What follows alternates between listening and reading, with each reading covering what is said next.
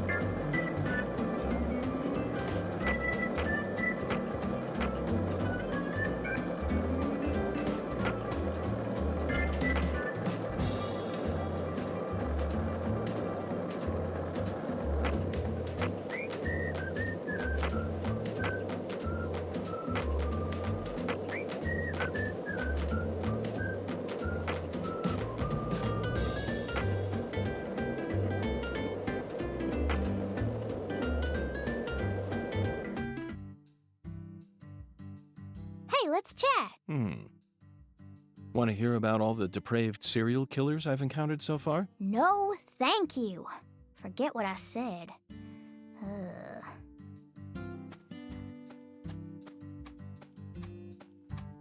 What do you want, Peckerwood?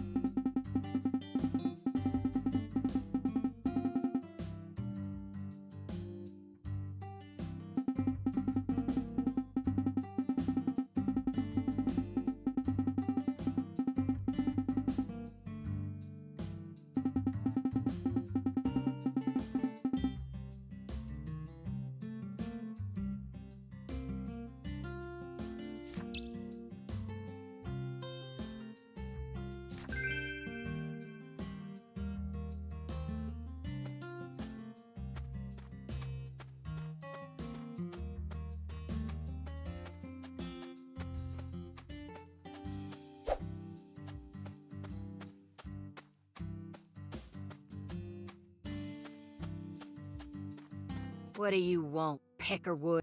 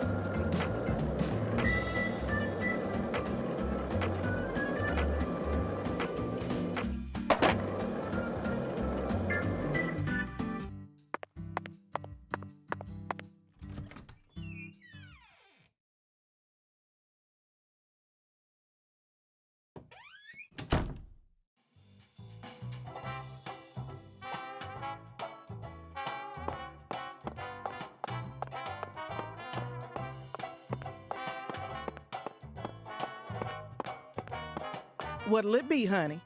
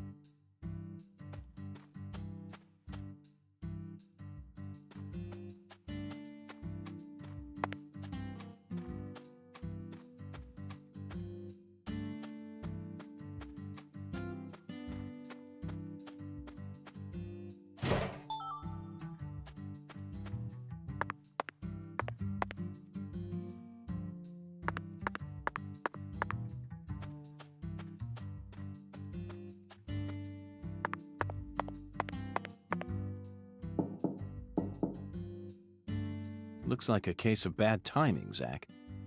Let's come back later.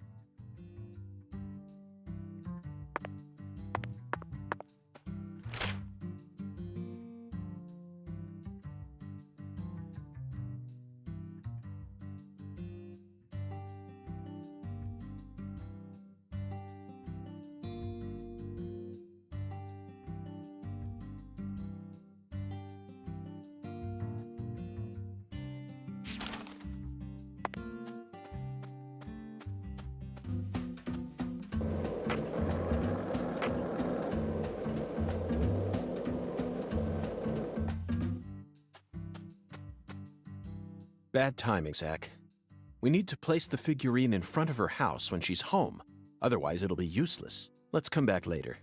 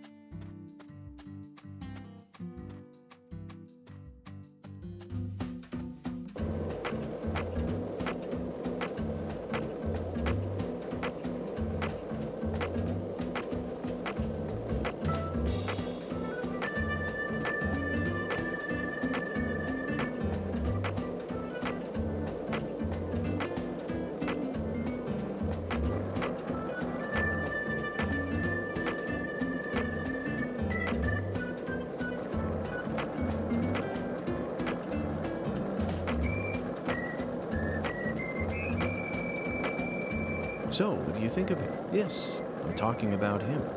Unga, is the skeletal gentleman friend or foe? Or does he merely exist outside the realms of either? Still too early to tell. But it's clear that he'll be the key to uncovering this case's mysteries. That's what my soul tells me. By the way, Zach, Hungan feels very familiar to me. You might even say he reminds me of someone. Yes, I think I see the connection now. A cheerful, wise, yet also mysterious African-American who appeared in a variety of different films. My mind must be overlapping him with the skeletal gentleman. Do you remember his name? Ah, yes, that's it. Scatman Crothers. In 1980, he played Dick Halloran in The Shining. And in 1983, he was in The Twilight Zone. He played the man who invited all those elderly folks into a strange new world. I knew it, Zach. There's definitely a connection here, but he's a bit too old. Scatman's more of a sage character. Our skeletal gentleman is a little younger, isn't he? Yes.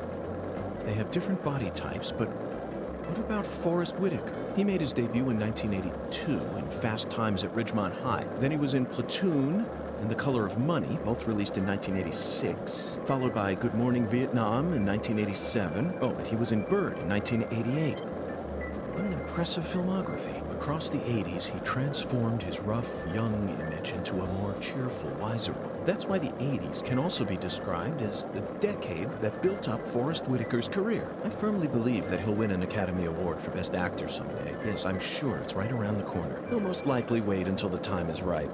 Maybe around next year. Then he'll unleash his best performance yet. Zach, I could go on about famous actors forever, but we have a case to solve here.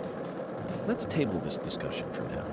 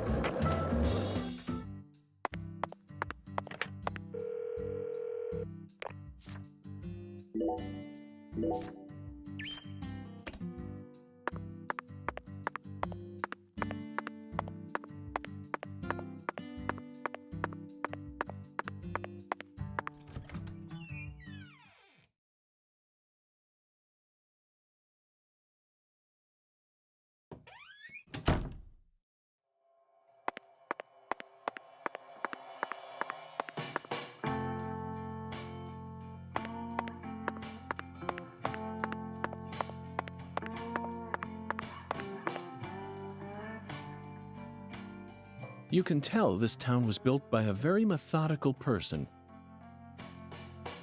No. Wait, maybe they just didn't care, and that's why it ended up this way. Either way, this town clearly forced nature to bend to its rules. A perfect symbol of the human condition. Yes, I can feel the horrible weight of all the sins that have been committed here. Can't you?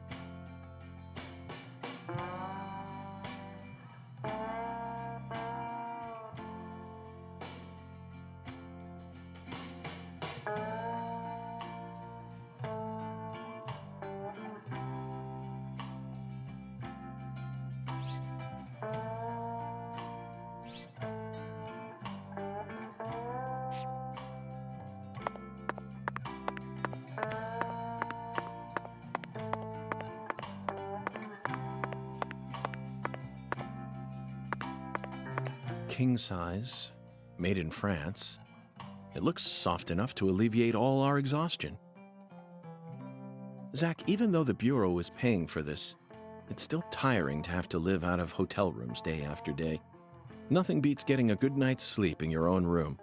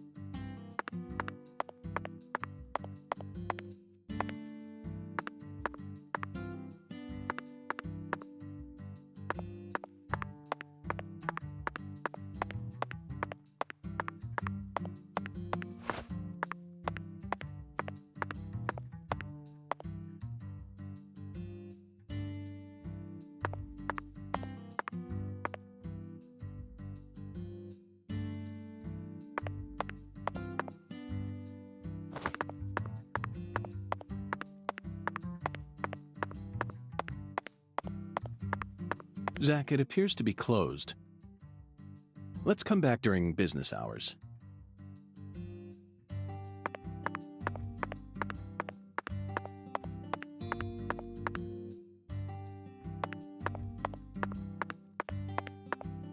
Hi there, handsome.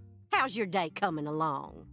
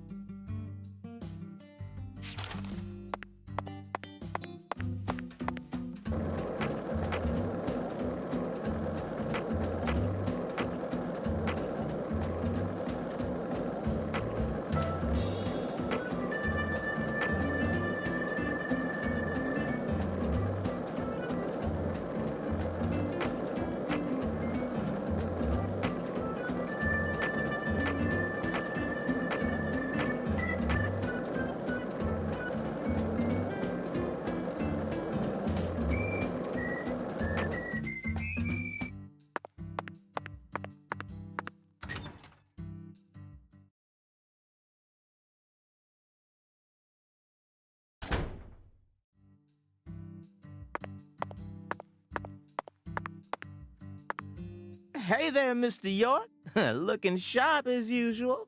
What'll it be?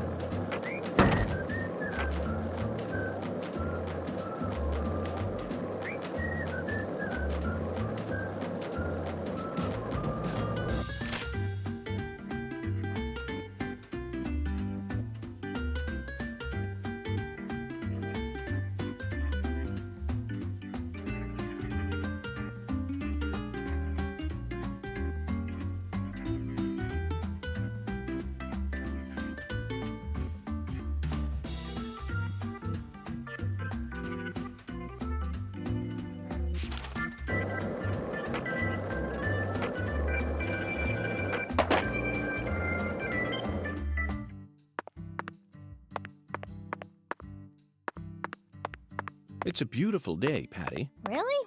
Seems kinda normal to me. Now that you mention it, yes, it is a normal day. I just felt like saying that. What? You know, sometimes you really get on my nerves.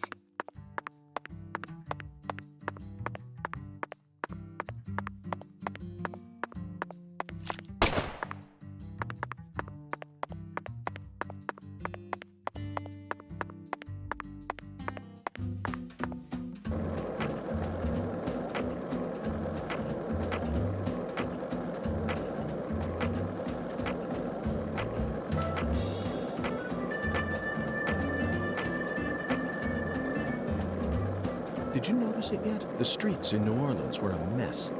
All busted up and undergoing maintenance. The city was built on a swamp, so the ground is soft.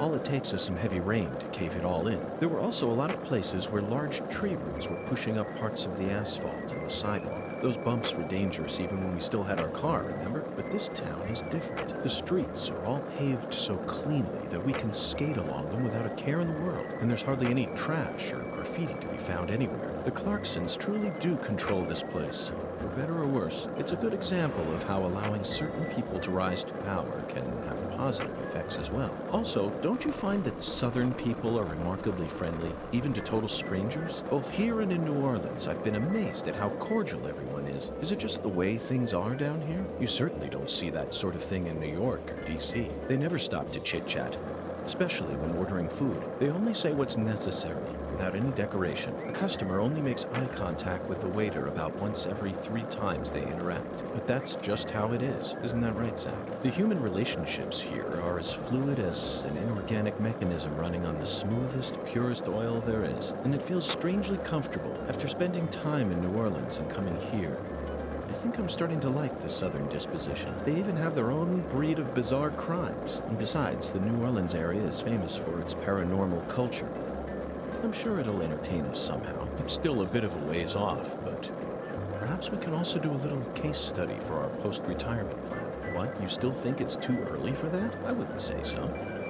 It's never too early to be prepared. Come on, I know you're with me on this one, Zach.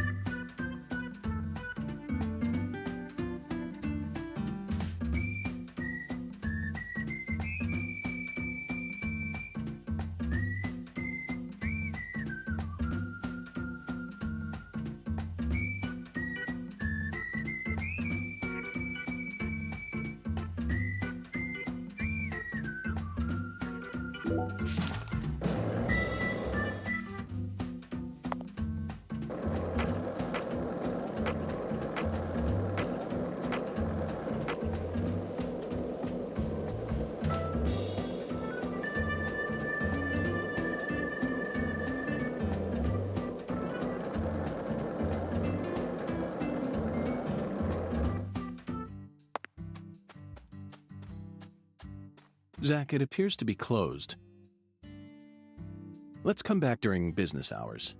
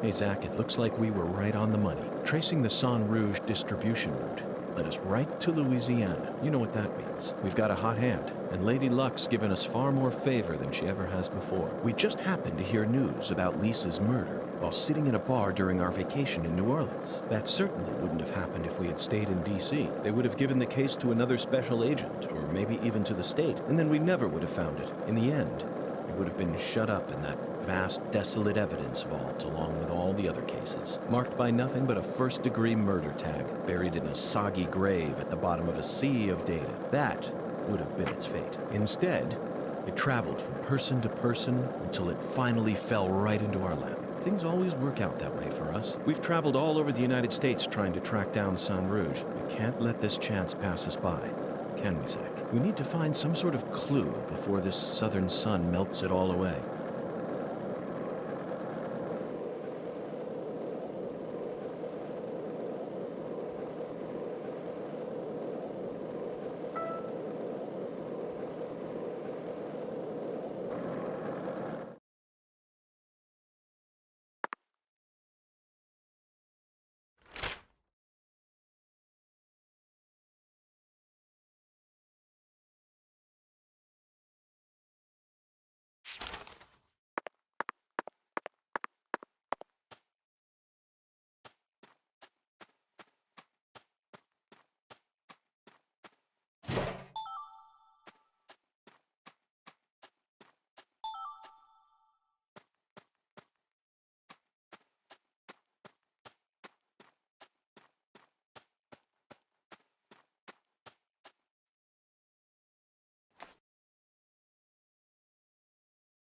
Yes.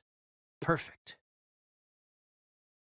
Oh, my dear lost lamb, what are you doing there? Oh, this? This is all part of the Lise Clarkson murder investigation. Something important, hmm? Oh, yes. Very important. I'm FBI Special Agent Francis York Morgan. Please call me York. That's what everyone calls me. But what should I call you? I'm Tyrone Sanders, pastor of the Lucare Evangelical Church. And what business does a pastor like yourself have in a place like this?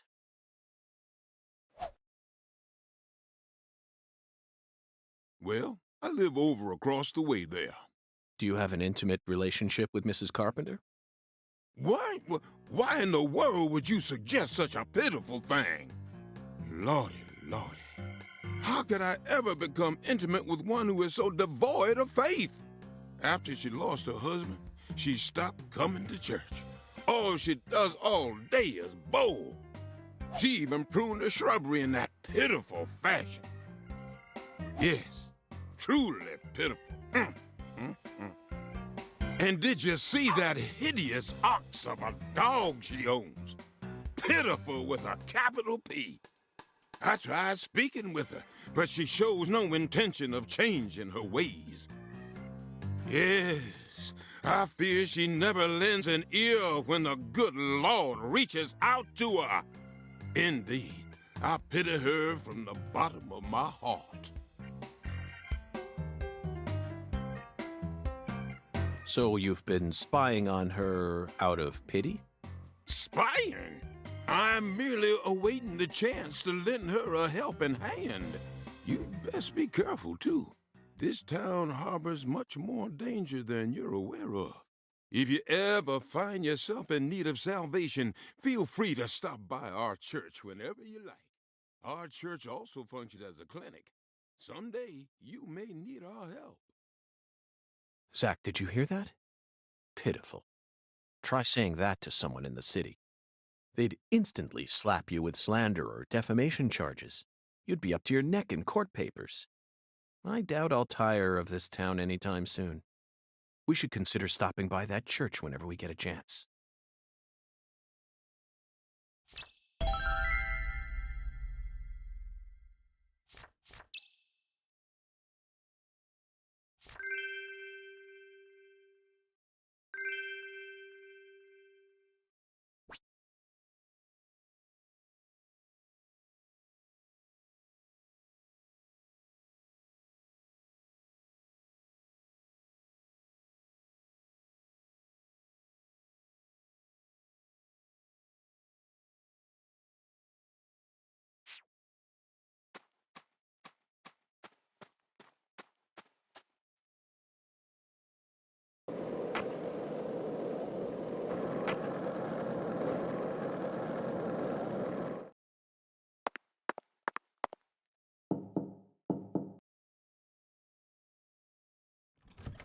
How pitiful. Are you lost, little lamb?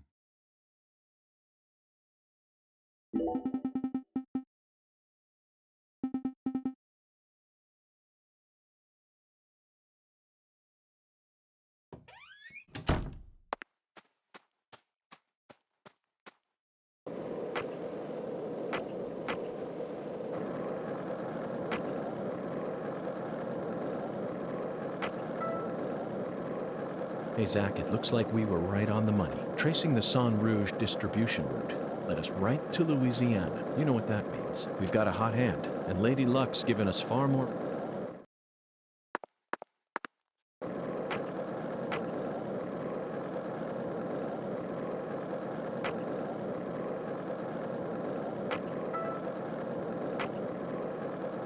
Did you notice it yet? The streets in New Orleans were a mess.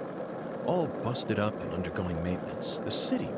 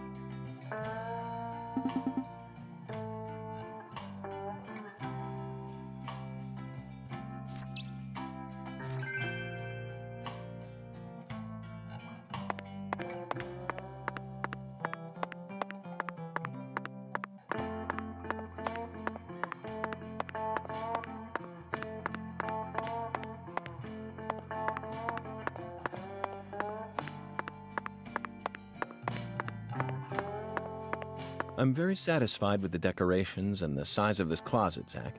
And it's even got a security box. What else could a man ask for? It's proof that we're still safely inside the fringes of modern civilization.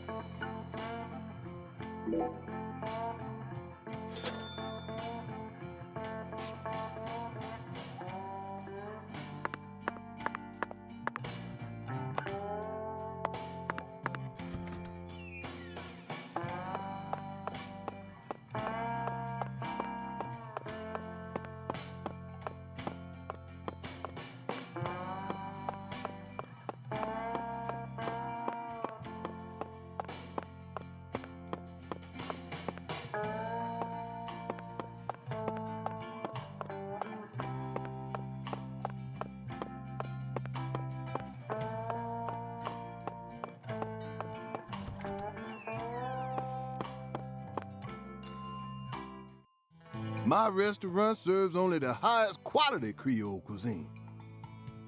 The real deal, which ain't too easy to find in a backwoods town like this. Did I hear wrong then? Set me straight, would you, Chef? I thought that Cajun food was the norm in Acadiana. Why would you go out of your way to serve Creole food here? When I was a youngin', I trained myself at a famous restaurant in New Orleans. A famous restaurant?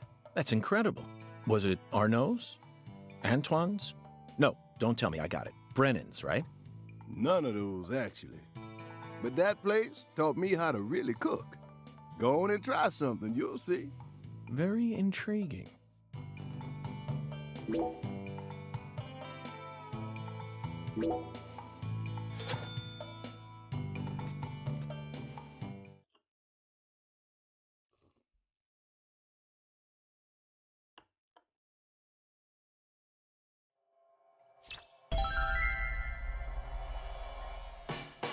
That food was unbelievable. I see you weren't lying about undergoing training at that famous restaurant. Ah, now you just trying to embarrass me, mister. I still appreciate it, though.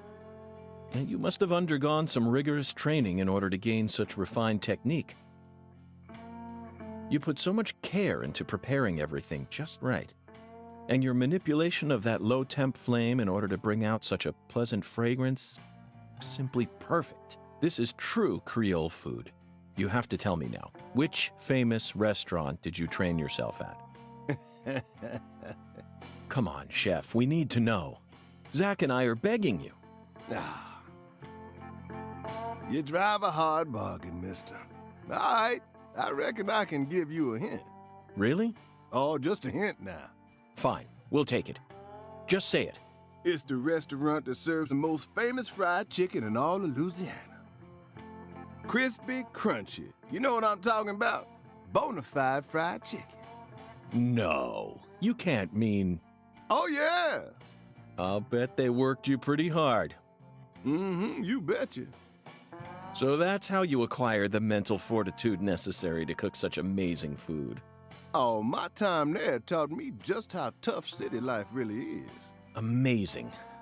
Zach, did you hear all that? That's an incredible story, David. You really are a true chef. Both Zach and I have given you our official approval.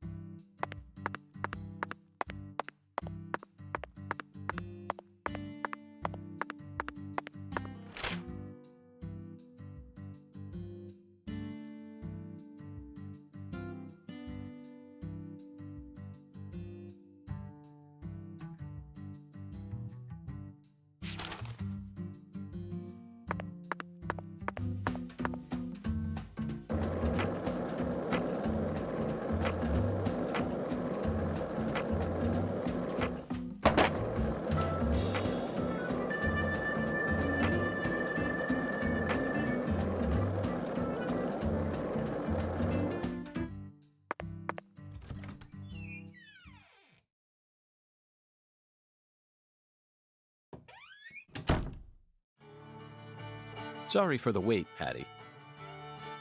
Whatever. Is Mrs. Carpenter here? No, she hasn't come in today. Everything's going according to plan. It's time to knock down the 10 maidens, Zach.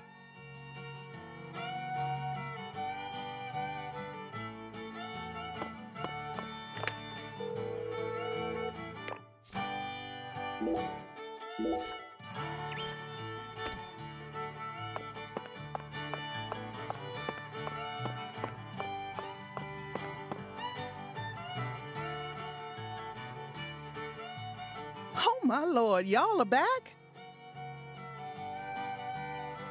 Listen up, y'all ain't gonna believe this. What's wrong? Mrs. Carpenter hasn't come in. For the first time in 10 years, what could it be? I just hoping nothing bad happened to her. She's fine.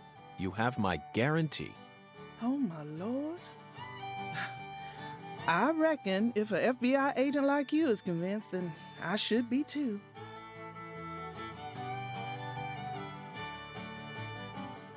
What did I tell you, Patty? Value is a relative thing. We needed to find that figurine, no matter the cost.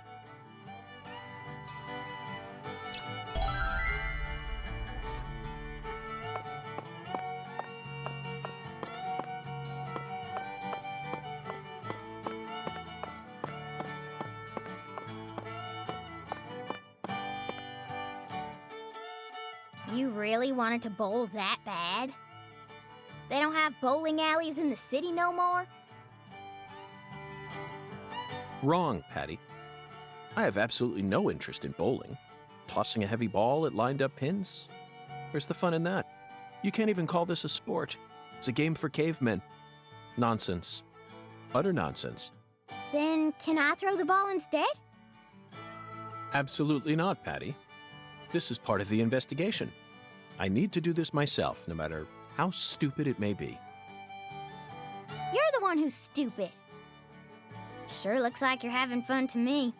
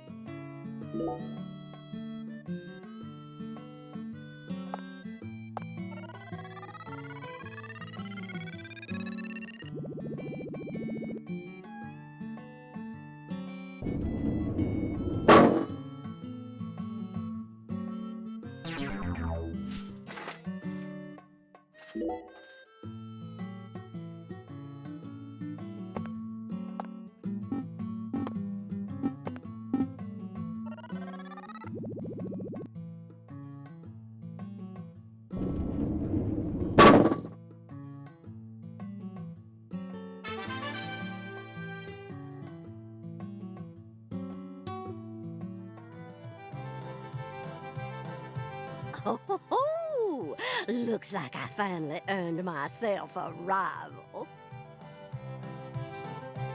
That was just a stroke of luck, Mrs. Carpenter. Despite how I may seem, I've never been any good at any of the ball-based sports that exist here on our planet. Oh, no, you can't fool me. I can tell the FBI's giving you very special training. If I gave you a few lessons on top of that, I'm sure you'd be able to go semi-pro. Semi-pro? That's right. That's what I said. Not pro, but semi-pro. Yes, semi-pro. You'd never be able to go pro. You don't have what it takes. You could become a semi-pro if you tried really hard, though. Well, I guarantee it. Come back and see me when you feel like giving it a try.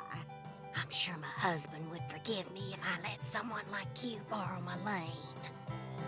Well, we gotta give youngsters a chance to grow. That's what we always say. I could actually go semi-pro? I'd take her words with a grain of salt if I were you. Patricia, I can understand why you'd be envious of my talents. But you don't need to worry. You have your own unique talents, just like any other person. You shouldn't have to feel inferior every time you look at me. You're unbelievable. You sure you don't need to get your head checked out? It's so strange, Zach. I feel like I'm discovering a new side to myself. By the way, Mr. Special Agent, you said you're investigating the Lise Clarkson incident, yes? In that case, there's something you should know. That poor girl, Lise, she was a druggie. And she was into the really bad stuff. Red powder.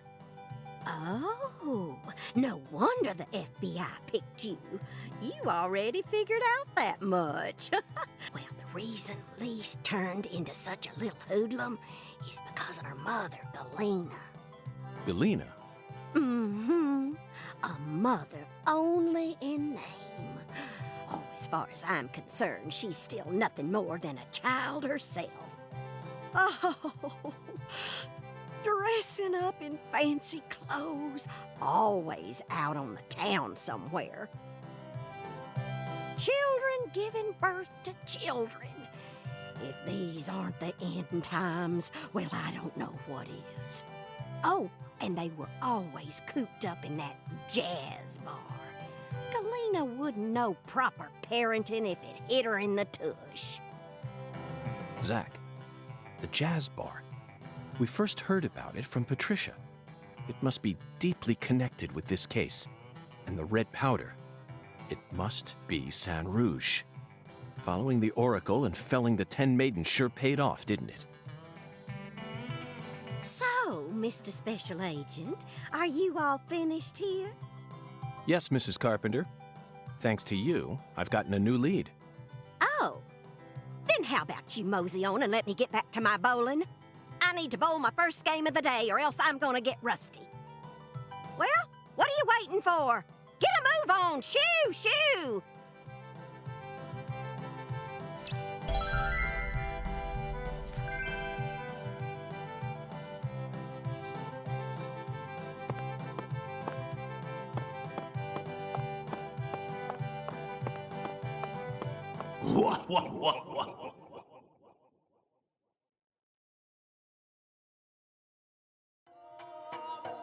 When the sun awakens, catch the tip of the baby bear's tail at the Force altar.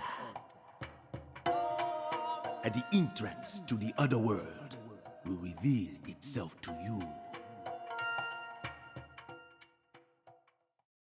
Zach, it's another oracle. It appears that we're being guided by a mysterious power. This oracle is a simple one. The false altar. You already know what this is, right? The place where Lise Clarkson's body was first discovered. She was found under a bridge at some sort of altar as if she was being worshipped. That's what Chef David said, right?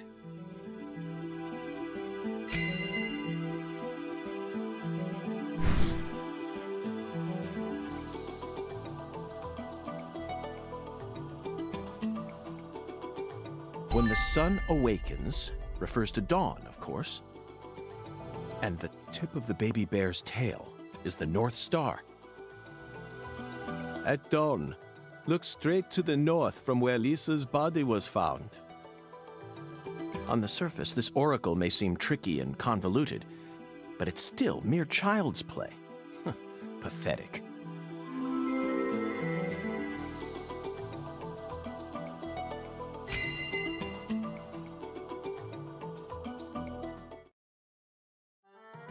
Zach, let's follow the oracle and head to where Lisa's body was found.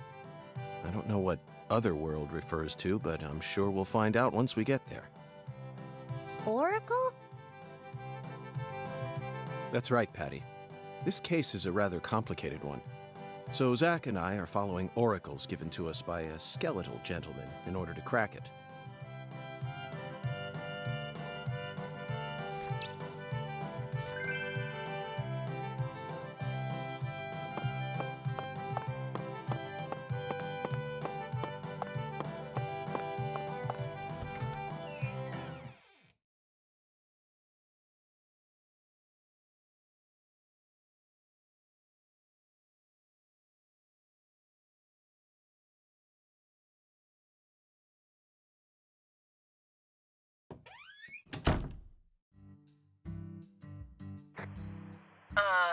This is Lucare Tiger. Do you read me? Over. Lucare Tiger to DC Eagle. Do you copy? It's Daddy. Hurry up and answer.